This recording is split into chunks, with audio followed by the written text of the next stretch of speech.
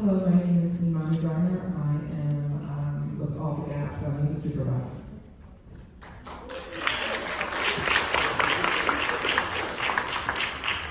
Nasir, All the Gaps, writer-director. John writer-director of Lynea.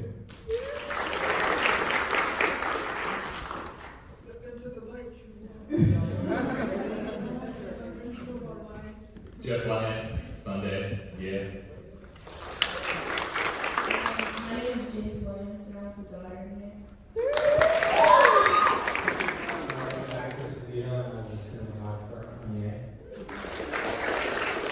My name is Mariah Nicojay. I was a producer and EP on Yay.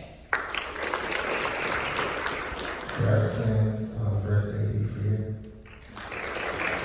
Keith Maxwell, actor, yay. Williams of the Spirit, yay. And Charmain, music as well, yay. J Street, STARDUST. So I'm Charmain F.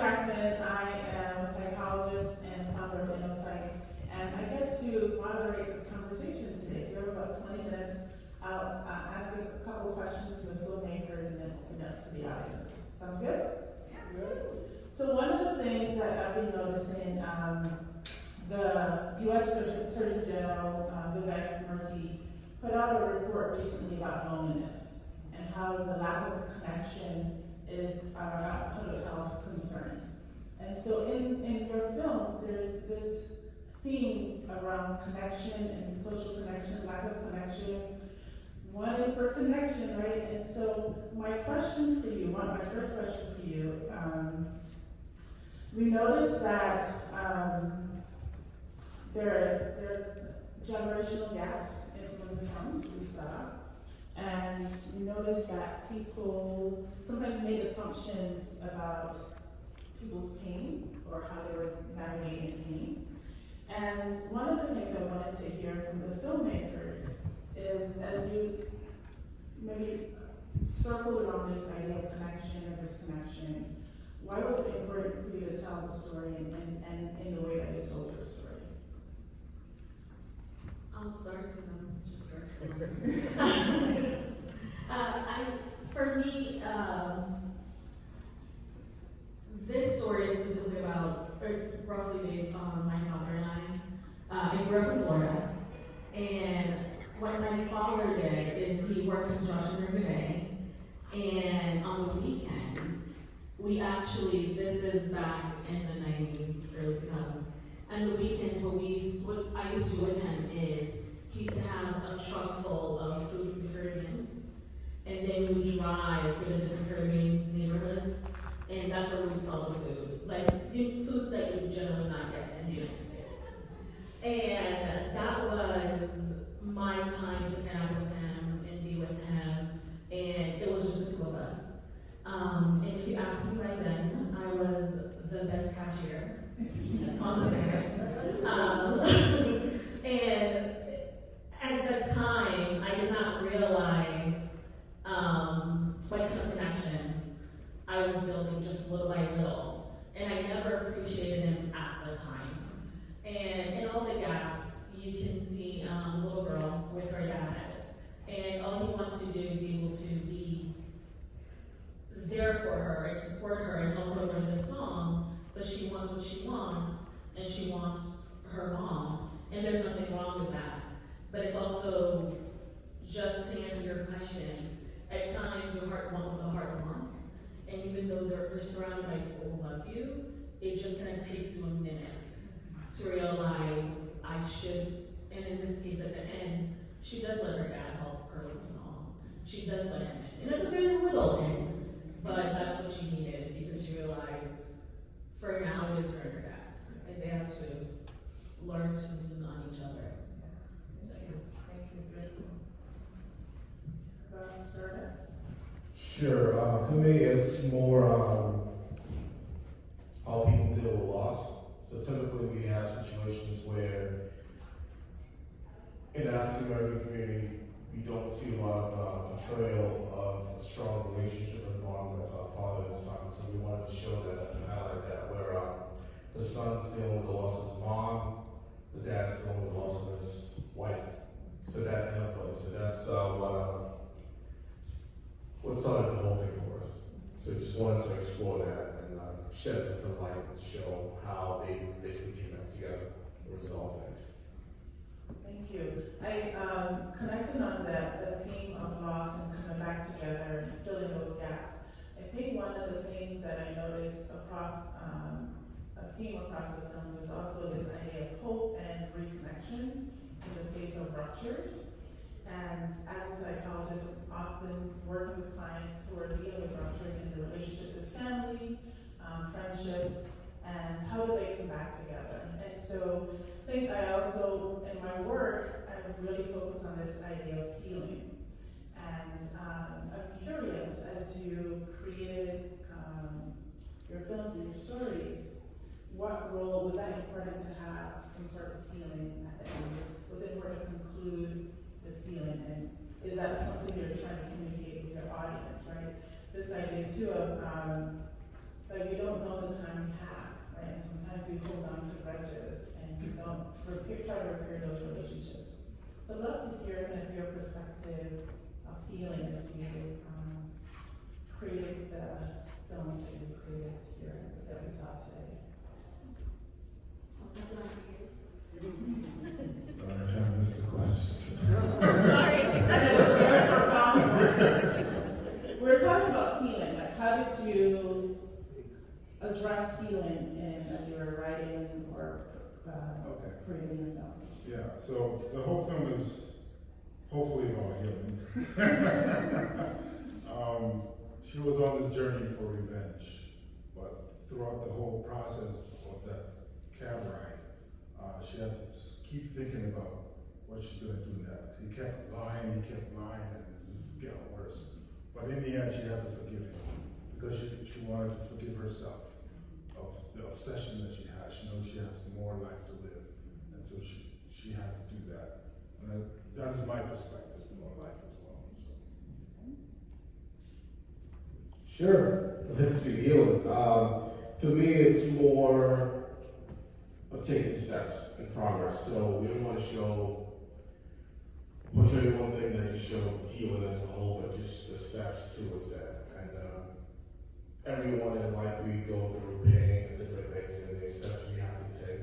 And we're not force feeding to basically show a result. However, it's about the journey and the process. So taking that step forward in terms of resolution, and we don't know what the next chapter is, but that's what we're going to show. Baby steps like that.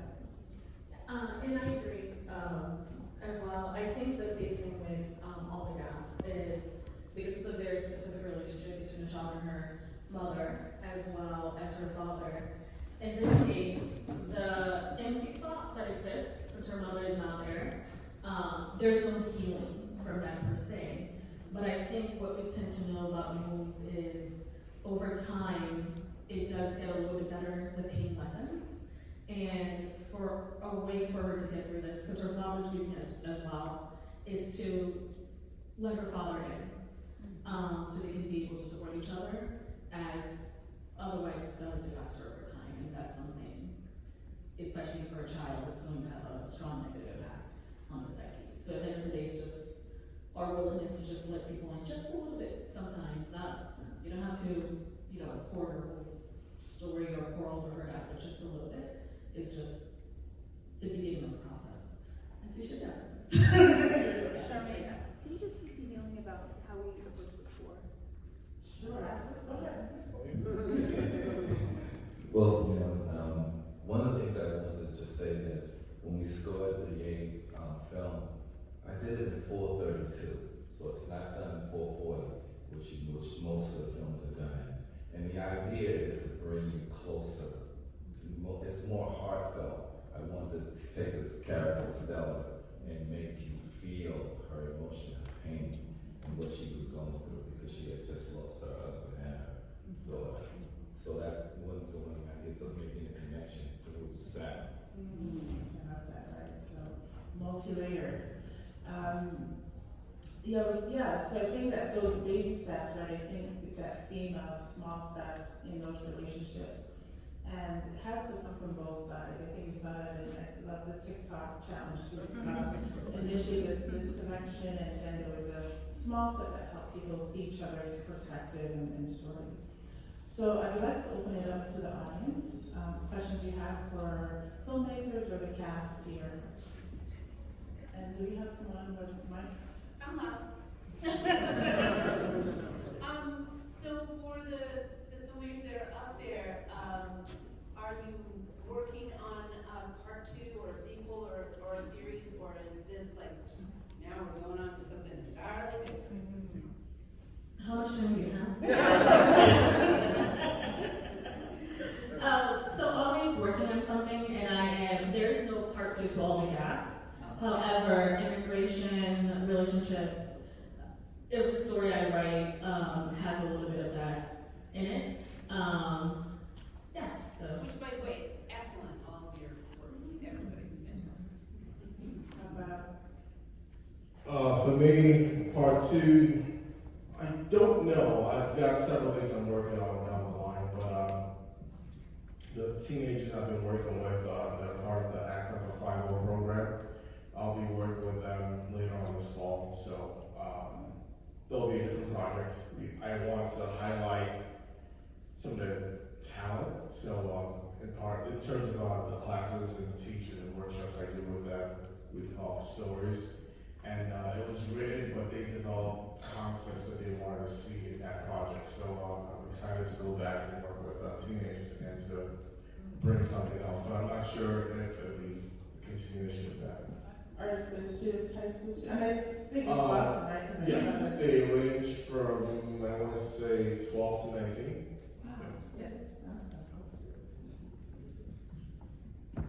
In terms for Yay, Yay is a pilot for the first African sci-fi franchise.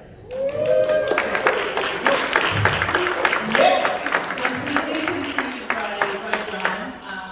So we're using that as a pilot to build concept art. We've been working with Max on some ideas, and the reason we wanted our whole cast up here is because they were the first storytellers of this massive trilogy that we're going to do, and they trusted John. They signed up and they said, we'll do whatever you want us to do. And so just such a heartfelt thanks, obviously, but this is not the end at all. This is a teeny tiny bit of the beginning. So we thank you all for being here to witness that as well.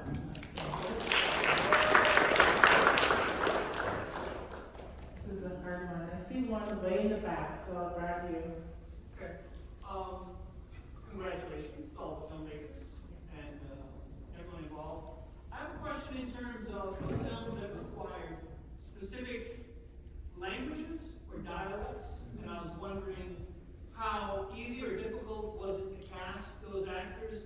Did you start with a community that spoke those languages and dialects, or did you have to search for actors and performers who did that? Great question. So how did you address your multilingual cast?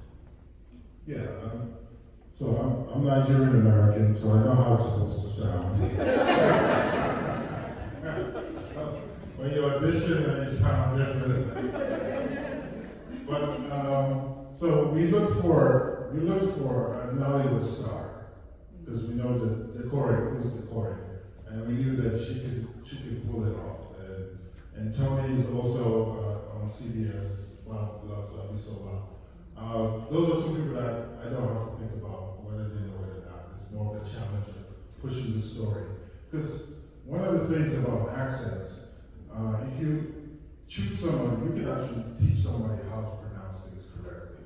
But then you're not working on the story anymore. You're working on how to pronounce things. So it's not really improving what you're trying to do. So it's best to find somebody that can actually do it so you can push forward. And what was funny is Jeff is Haitian, and our lead was pretending to be Haitian American. So when Jeff was listening to his accent on set, he was like, wait a minute, what's supposed to be happening here?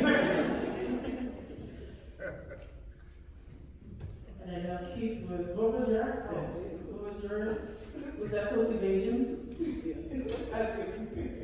somewhere in the Caribbean. That's all I'm saying. So, I'm Haitian American. The little girl is my daughter, so she was locked in.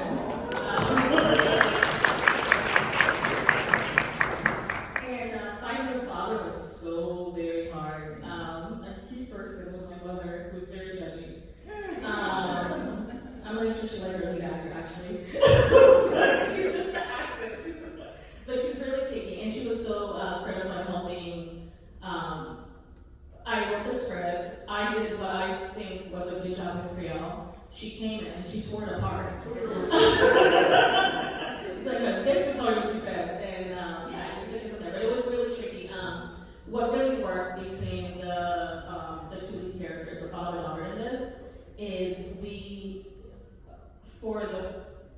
did so much rehearsal between them, but the rehearsal was more along the lines of them really getting to know each other, and lots of playing games and lots of all of that leading up to it. It was just really good, because towards the end, they had their own language between them, and that was really key, because more than the language, which is just as important, was just I wanted the relationship between them to feel palpable, like this is, father-daughter, so.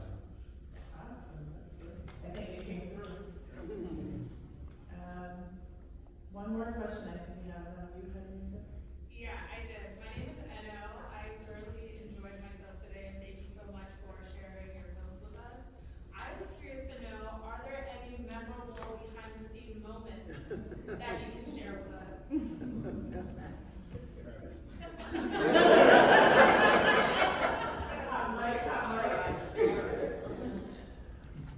So the car ride in Yay, you could see there's a shot where you see the entire van, right? It's not a big van. And basically, picture John, who's like, 6'2", 3. He had to sit in the very back so he could get everyone in the same van. And he's like crouched basically in the trunk, watching a little 7-inch monitor, yelling over the back seat so he could talk to the actors. And then our camera assistant was like also on the floor. So you see the two people, the two actors having their dialogue, but there's also like 3 other people crouched down in the back of that car while it's on a flatbed truck driving around Avon. That was a fun moment. Production-wise, the first day of production was brutal. So we filmed in Brooklyn, in New York City, and the day before, the weather said it was going to be like 60, 70. The morning of, call time was 5. Me and my TP got there about 4:30, but before we left the house, it had snowed, and the car was snowed in. It was slush. Send emergency message to the crew saying wear proper snow gear. And I did send that message, and I proceeded to wear tennis shoes. And of course, the whole story takes place in the car, so our actors are always in the car. And then, midway through the production, it was so cold that the engine stopped. The battery died. And then, of course, we couldn't move. Well, it worked out, I guess, because we were shooting at the ground. But our actors were warm. But then when we got home, I remember, this was now, I couldn't move my toes. So I spilled water, and I was just like, oh shit, I need to walk tomorrow, please. But that worked out though. But I think the best part was, honestly speaking, that night, if none of our crew showed up the next day, like I would have understood it. But guess what? Everybody showed up. Well, thank you. Anyone else has a funny moment?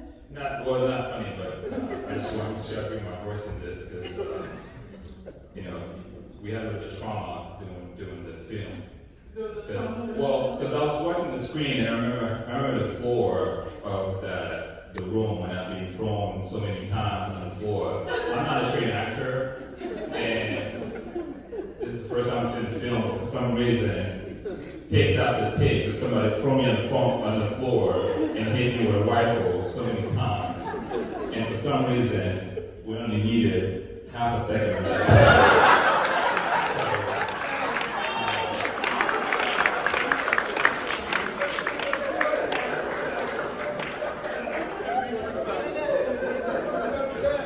emphasize it was 10 takes. You want to stunt me? Gotta get it right. So thank you. Thank you for that question. Because that's Before we end that, just one request. Can we give a round of applause to just everybody who organized this event? Yeah.